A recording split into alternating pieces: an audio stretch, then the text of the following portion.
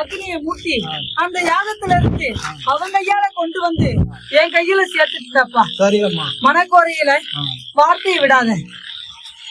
நீ கேட்ட கேள்விக்கான வாக்கு இன்னைக்கு குடுக்கறேன்னு சொன்னேன்.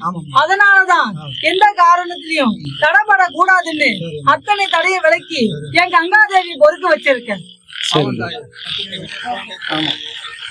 வாக்காகப்பட்டது என்னோட எல்லைக்கு அதிகாரம் கொடுத்து முற்போக்குல இருந்தாலும் நேரா என்னுடைய சன்னதிக்கு அழைச்சிட்டு வரணும்டப்பா.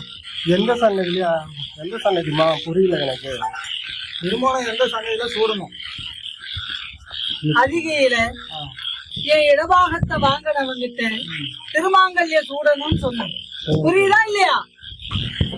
சரியம்மா. செழிப்பா வாழ வைக்கிறேன்டா. மாத்தி அமைச்சு தரேன்டா. எந்த குறையும் இல்லாம என்னுடைய பக்திக்கு ஆளாக்கி கொண்டு வந்தவன. சரிம்மா.